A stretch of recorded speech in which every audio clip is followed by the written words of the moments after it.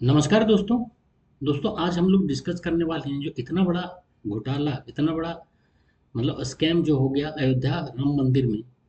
जो चढ़ावे के साथ, जो वहाँ राम भक्त चढ़ावा वहाँ चढ़ाते थे, दान देते थे, उसके साथ जो इतना बड़ा घोटाला हुआ, चोरी हुई है, उसके बारे में डिस्कस करने हैं। आखिर इसके पीछे कौन है, यह कैसे हुआ, और क्या इसके पीछे कोई बड़ा षड्यंत्र है, इसी के बारे में हम लोग जानने की कोशिश करेंगे। और जानेंगे कि इस पर क्या और एक्शन लिया जा रहा है गवर्नमेंट की तरफ से, उत्तर प्रदेश गवर्नमेंट की तरफ से। और अब तक किस तरह की गतिविधियां हुई, अब तक किस तरह की इन्वेस्टिगेशन हुई है, और क्या एक्शन लिया जा चुका है। तो आइए दोस्तों, बढ़ते हैं।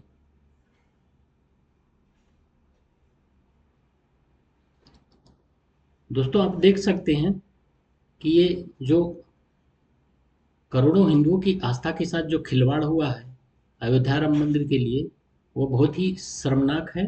इसकी जितनी भी निंदा की जाए कम है।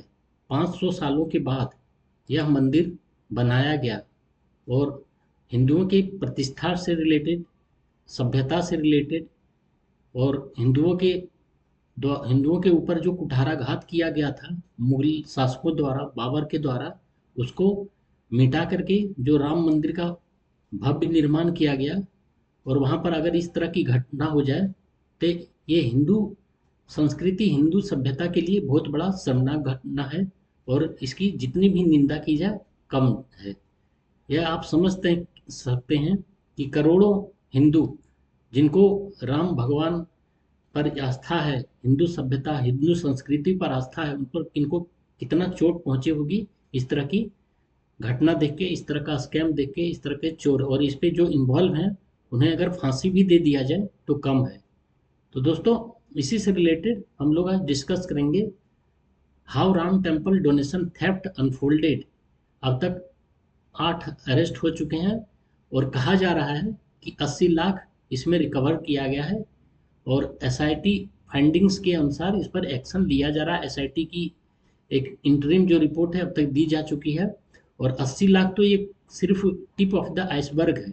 इसमें भी बहुत बड़ा घोटाला हुआ है, अभी से काफ़ी कुछ खुलना बाकी है। और सीसीटीवी अब तक जो उससे खंगाल के सामने आए हैं, उससे जो चीज़ें आई हैं बहुत ही भयावह हैं। और साफ साफ उसमें सीसीटीवी में दिख रहा है कि किस तरह चोरी की गई है। वहाँ के काउंटिंग में जो इन्वॉल्व थे, और वहाँ पे कुछ लोग और इन्वॉल्व थे। अभी तक जो ट्रस्ट से रिलेटेड वो डायरेक्टली इन्वॉल्वमेंट इनका नहीं है, लेकिन अगर काफ़ी डीपर इन्वेस्टिगेशन होगा तो हो सकता है उनका भी हाथ पाया जाए। अब तक जो चंपत राय थे और अनिल मिश्रा, जो ट्रस्ट के दो मेंबर्स थे, उन्होंने इस्तीफा दिया है, लेकिन इस्तीफा दे देने से काम नहीं चलेगा। उन पर अगर वो इन्वॉल्व हैं, और उन पर किसी भी प्रकार की इन्वॉल्वमेंट डायरेक्ट पाई जाती है, डायरेक्ट या इनडायरेक्ट, तो उन पर भी सख्त से सख्त, और उन्हें भी जेल में भेजा जाना चाहिए, सब्जेक्ट टू इन्वेस्टिगेशन, अगर उनका इन्वॉल्वमेंट है। इसमें देख सकते हैं दोस्तों, टाइम्स ऑफ इंडिया ने इसे रिपोर्ट किया है कि अब तक 80 लाख का कैश बरामद हुआ है पुलिस के द्वारा। लेकिन ये 80 लाख ये कुछ भी नहीं है। जैसा कि मैंने ये कहा, ऊँट के मुंह में जीरा है। इसमें बहुत बड़ा घपला हुआ है, क्योंकि जिस तरह की संपत्तियां इन लोगों ने बना ली थी, इसके अनुसार इसमें अभी काफ़ी कुछ किया जाना बाकी है, और इसमें अभी और भी काफ़ी चीज़ें आएंगी। अब तक 8 लोगों को एफआईआर किया गया और उन्हें अरेस्ट भी कर लिया गया है। दोस्तों, ये आखिर हम लोग जानेंगे कि इतनी बड़ी आखिर ये घटना हो कैसे गई। मतलब इतनी बड़ी अगर घटना हो गई, और पहले क्यों नहीं ये पता चल पाया। चलो, देर से देर सही, लेकिन ये अगर पहले पता चल गया होता तो और अच्छा होता। तो हम लोग जानने की कोशिश करते हैं कि आखिर मामला है क्या। मामला राम मंदिर में श्रद्धालुओं द्वारा चढ़ाई गई दान राशि के कथित गबन से जुड़ा हुआ है। आरोप है, आरोप क्या, आप तो जैसे सीसीटीवी में जो कैप्चर हुए हैं इमेजेस, वीडियो में, उसके अनुसार कंफर्म होता जा रहा है कि वहाँ पर मंदिर की दान पेटियों, डोनेशन बॉक्सेस और नकदी गिनने की प्रक्रिया के दौरान लोगों ने दान की राशियों में हेराफेरी की। और इसकी कुछ लोग तो गिरफ्तार हो चुके हैं, जैसे मैंने कहा 8 लोग गिरफ्तार हो चुके हैं, और अभी और इसकी गहन जांच जारी है। दोस्तों, आखिर ये मामला सामने आया कैसे। रिपोर्ट्स के अनुसार दान की राशि के हिसाब किताब में अनियमितताएं दिखाई दी और आंतरिक स्तर पर एक जांच की गई, जिसके बाद पुलिस में शिकायत दर्ज की गई। फिर पूरे मामले की जांच शुरू की गई। उसके बाद ये एसआईटी का गठन भी किया गया उत्तर प्रदेश सरकार के द्वारा और जांच के लिए investigation SIT special investigation team बनाई गई और एसआईटी के जिम्मेदारी सौंपी गई सीसीटीवी फुटेज की जांच की, दान की गिनती प्रक्रिया की जांच की कि आखिर जो वहाँ पर विभिन्न तरह के चढ़ावा आते थे, सोने चांदी हीरे जवाहरात जो आते थे और जो नकदी जो कैश आते थे, उनके दान की प्रक्रिया की जांच और उसमें बैंक रिकॉर्ड देखने की भी उन्हें एसआईटी को अधिकार दिया गया। आरोपियों से पूछताछ करने की भी अधिकार दिया गया है और कथित गबन की पूरी साजिश का पता लगाने की एसआईटी को मैंडेट दिया गया है और उसी सब चीज़ों की इन्वेस्टिगेशन करने के बाद एसआईटी ने एक इंटरिम रिपोर्ट गवर्नमेंट को सौंपा है। उसी के आधार पर 8 लोगों को गिरफ्तार भी किया गया है और चंपत राय और भी कुछ लोग ट्रस्ट के हैं, उन पर भी उंगलियां उठ रही हैं। अभी डायरेक्टली उन पर इन्वॉल्वमेंट कर, लेकिन मेरा मानना है कि चाहे वो ट्रस्ट हो, इनफैक्ट ऐसे ट्रस्ट को ही डिसॉल्व कर देना चाहिए, भंग कर देना चाहिए और बिल्कुल पारदर्शी रूप से नए ट्रस्ट का गठन किया जाना चाहिए, क्योंकि अगर ऐसा ट्रस्ट बना रहा तो और भी आगे इस तरह के घोटाले होते रहेंगे। इसलिए गवर्नमेंट को इस पर एक्शन लेते हुए ट्रस्ट को भंग कर दिया जाना चाहिए और नए ट्रस्ट का गठन किया जाना चाहिए। जैसा कि आपको पता ही है, उत्तर प्रदेश सरकार और वहाँ की उन्होंने एसआईटी गठन कर दिया, उसके से रिलेटेड अभी जांच चल रही है। इससे रिलेटेड मीडिया में भी बहुत तरह की चीज़ें आ रही है। इसे हम लोग एक वीडियो में देखते हैं कि अब तक मीडिया में क्या ये चल रही है।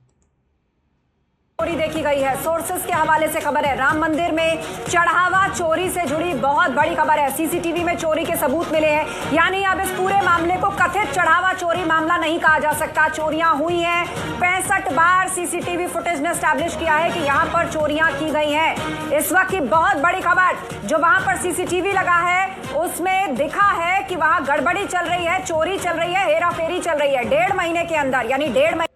तो दोस्तों देख सकते हैं विभिन्न मीडिया आउटलेट दिखाए जा रहे हैं कि सीसीटीवी में साफ साफ दिखाई दे रहा है कि किसने चोरी की, किस तरह की चोरी की, क्या उनका मॉडस ऑपरेंडी था। इसको इन चोरी को इन मतलब जो वहाँ नकदी और गहने जवाहरात जो उन वहाँ से मतलब उठाए गए हैं, चोरी की गए हैं, उन्हें कैसे किया गया, इन सभी चीज़ों को दिखलाया गया है। तो मतलब यह एक बहुत गहन जांच की बात है और इस पर गहन जांच चल भी रही है। और जैसा कि मैंने कहा, 8 एफआईआर होने के बाद चोरी, आपराधिक विश्वासघात, धोखाधड़ी, आपराधिक षड्यंत्र का उन पर मुकदमा लगाया गया है और 8 लोगों की गिरफ्तारी भी हो चुकी है। ये 8 लोग जो गिरफ्तार हुए हैं उसमें नकदी गिनने वाले कर्मचारी, मंदिर से जुड़े कुछ कर्मचारी, दान राशि संभालने वाले लोग भी हैं। इन सभी पर कानूनी प्रक्रिया जारी है, क्योंकि गिरफ्तार होकर इनसे गहन पूछताछ चल रही है। इन्हें मजिस्ट्रेट के सामने पेश किया गया, उन्हें न्यायिक हिरासत में भेज दिया गया है। सीसीटीवी में जो दिखाई दे रहा है, कुछ अपराधियों की आरोपियों की गतिविधियां सीसीटीवी में साफ दिखाई देने का दावा दिया है और उन्होंने साफ चोरी करते हुए उन्हें उस सीसीटीवी फुटेज में है। पुराने फुटेज उपलब्ध और लेकिन और कुछ फुटेज डिलीट करने का भी दावा किया जा रहा है कि इन्होंने मतलब सीसीटीवी के साथ टेम्पर भी किया है। तो ये भी एक बहुत गहन क्रिमिनल मतलब आरोप है। जांच एजेंसियां यह भी देख रही है चोरी एक बार हुआ या कई बार हुआ, और जो भी मतलब हुआ है वो बहुत ही शर्मनाक है और हिंदू आस्था के साथ बहुत बड़ा खिलवाड़ है। क्या चोरी कई बार हुई?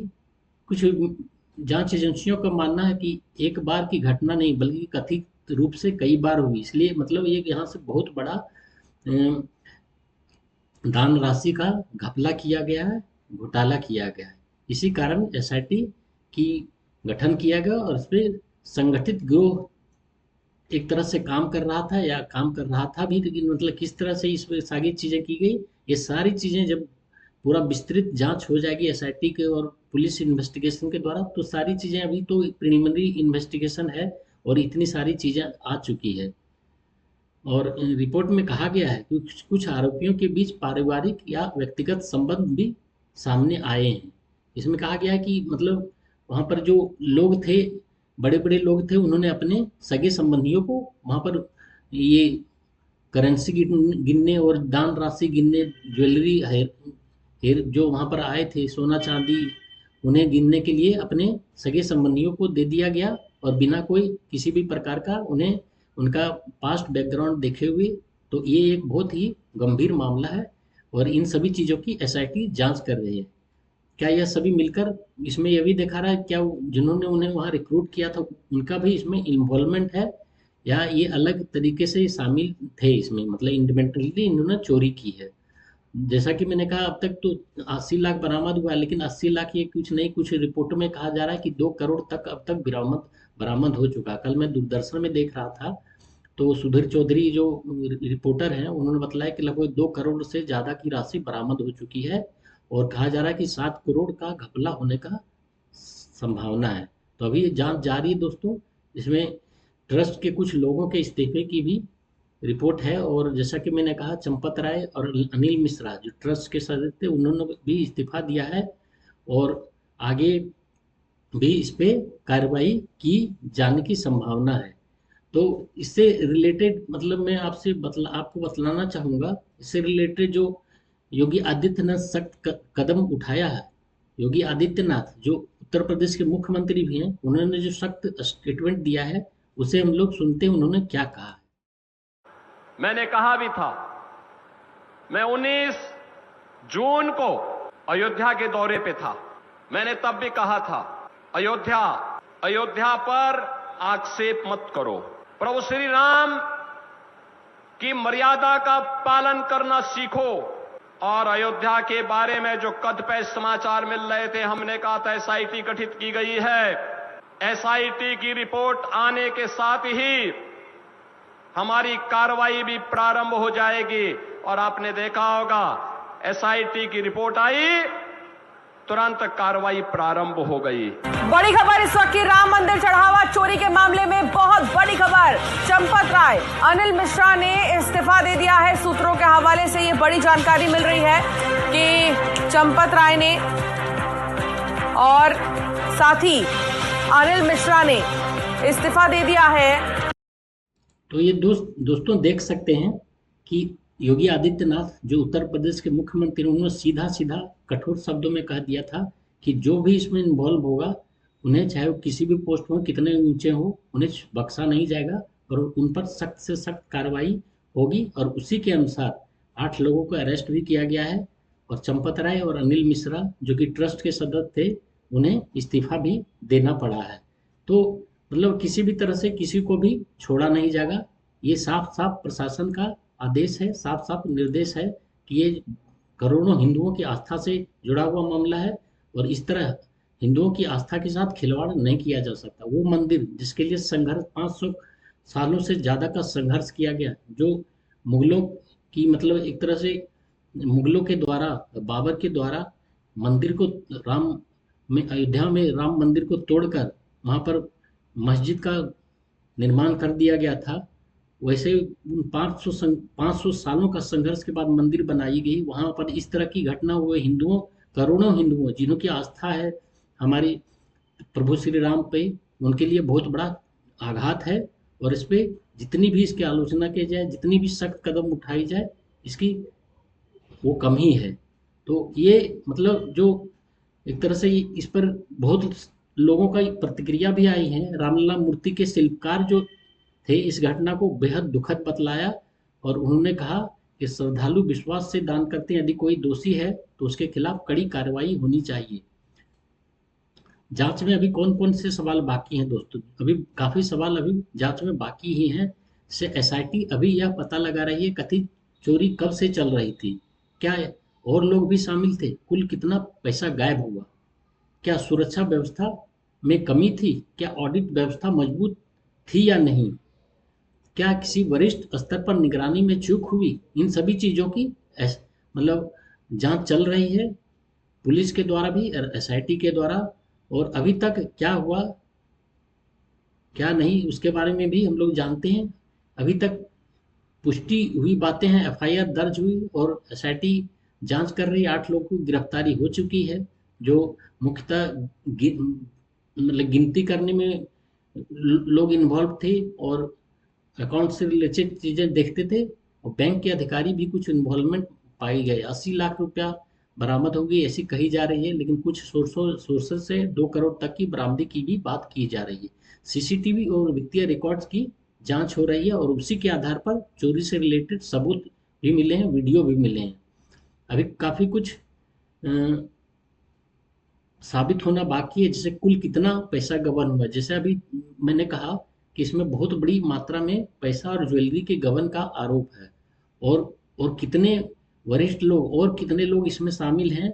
मतलब ऐसा नहीं है कि लोअर नीचे के लोग ही इसमें शामिल हुआ, ऊपर से भी उन्हें प्रश्रय मिला होगा, तभी इस तरह का ये घटना कर पाए हैं। तो इनकी जांच भी कर, और कितने लोग इसमें शामिल हैं, क्या किसी ट्रस्टी या वरिष्ठ अधिकारी की कानूनी जिम्मेदारी बनती है, आरोपियों का दोषी होना या न होना, इसका अंतिम फैसला अदालत करेगी दोस्तों। लेकिन ये बात पक्की है, जिस तरह से सीसीटीवी इमेज में वीडियो में कैप्चर हुआ है, चोरी तो हुई है, ये प्रूफ हो चुका है, और कितनी बड़ी चोरी हुई है और कितने लोग इन्वॉल्वमेंट थी, इसके भी आगे जांच के द्वारा पता चलेगा। तो दोस्तों फाइनली हम लोग कह सकते हैं कि यह मामला करोड़ों श्रद्धालुओं की आस्था से जुड़ा होने के कारण अत्यंत संवेदनशील है।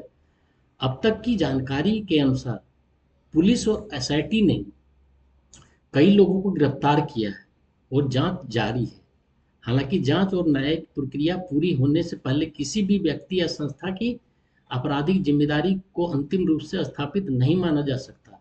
लेकिन अगर पूरी तरह से जांच होने के बाद जो भी इसमें इन्वॉल्व हैं, जो भी इस तरह के कुकृत्य किए हैं और करोड़ों हिंदुओं की आस्था के साथ खिलवाड़ किए हैं, उन पर ये हिंदू की आस्था के साथ खिलवाड़ के साथ Hindu culture, Hindu identity, Hindu civilization की पर भी एक तरह से आघात है, क्योंकि यह मंदिर प्रभु श्री राम के जन्म स्थान से जुड़ी हुई है और इसको 500 सालों के मुगल आक्रांताओं के बर्बरता के मिटने के बाद ये बना हुआ है राम मंदिर। तो इसको उतना आसानी से छोड़ा नहीं जा सकता। दोस्तों आप क्या समझते हैं? इस पर सख्त से सख्त कदम उठाया जाना चाहिए, ताकि और आगे आने वाले समय में किसी को इस तरह का बात सोचने पर भी डर लगे। इतनी सख्त कदम कार्रवाई की जानी चाहिए। और आपका राय क्या है? और इस तरह की घोटाले मतलब हिंदू आस्था के लिए कितना घातक है, आप क्या समझते हैं? दोस्तों आप भी अपना कमेंट दें, और अगर आप मेरे चैनल में नए हैं तो मेरा चैनल लाइक करें, सब्सक्राइब करें, और इसी तरह का वीडियो और देखने के लिए मेरे चैनल से बने रहें। और प्लीज़ दोस्तों 1 सेकंड लगता है सब्सक्राइब करने में, सब्सक्राइब करें, लाइक ज़रूर करें। लाइक करेंगे तो मुझे मोटिवेशन मिलता है, सब्सक्राइब करेंगे तो मुझे मोटिवेशन मिलता है। बहुत बहुत धन्यवाद वीडियो देखने के लिए।